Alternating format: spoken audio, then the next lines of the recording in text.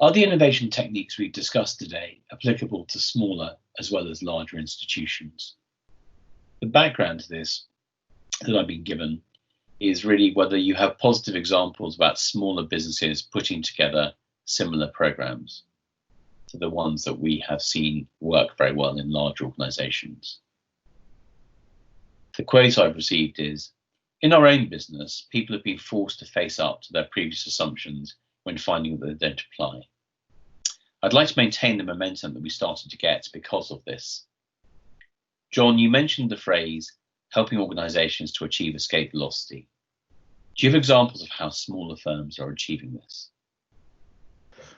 Yeah, I think, to be honest, it's really about where to start, and this is probably a much deeper conversation that we could probably have as a follow-up. But introducing innovation curation when you are fighting fires is probably not the way to go.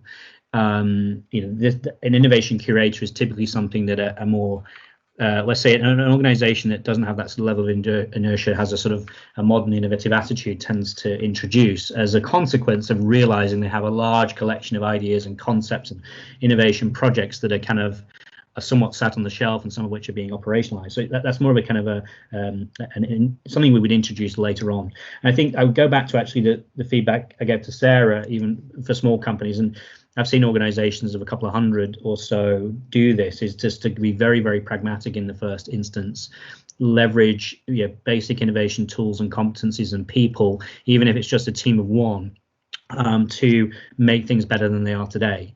Anywhere where you can show value will build credibility, and on the back of credibility, you can start to stretch your tentacles into the rest of the organization and start to change thinking. So there is certainly a degree of patience that's required. I actually don't think it's so much about the size of the organization. It's more about its attitude and its culture that will help you go at some pace. But nothing breeds success like success. So be very pragmatic, start small, focus on just making something better than it is today, and then communicating widely, and start to grow from that foundation. And in the most challenging cases, I say to companies, forget about creating new products and services. Just focus on saving money or making the boat go faster for today. Use innovation tools, do those things, and on the back of that, you can then get more adventurous. I remember. An example I quite like is from the Hershey Corporation in the United States. Some of you may have heard of them, the chocolate manufacturer.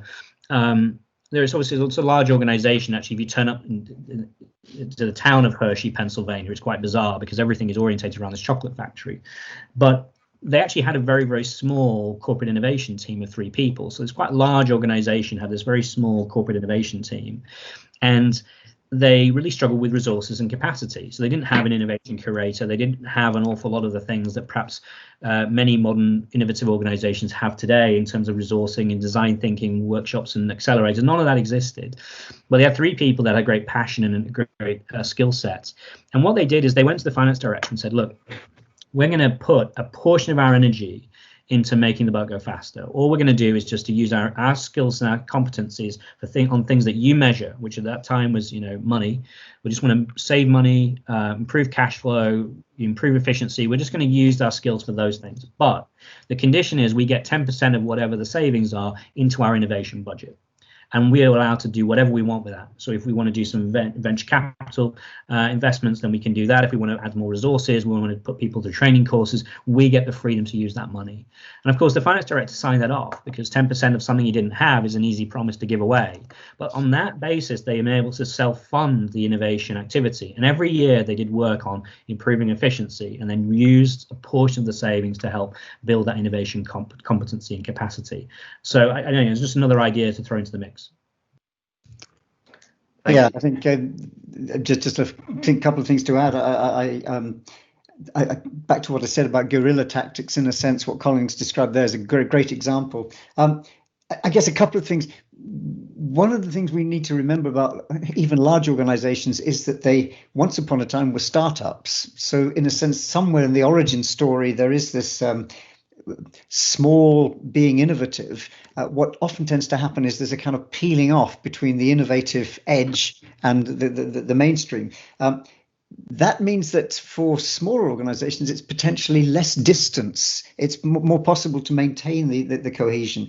And certainly there's a literature on hidden champions, which are quite successful organizations, many of whom aren't huge in terms of organization size, but are punching well above their weight through a commitment to innovation. And that often is traceable back to their founding story. But I think the other point I would make in this thing, in this discussion, the problem for small firms and innovation very often used to be that they didn't have the resources. They hadn't got the time, they hadn't got the cash, they were too busy doing what they did. As a colleague of mine described it beautifully, in this world of what we've now called open innovation, we recognize the problem for small firms isn't that they're small, it's that they're isolated. And so the idea of making connections, particularly external networks for smaller organizations, brings a lot more, can leverage a lot more in terms of an innovation capacity. So it picks up again on this theme that's been running through today about collective and distributed and networked innovation. Yeah, I think that's a really cool point. Thank you.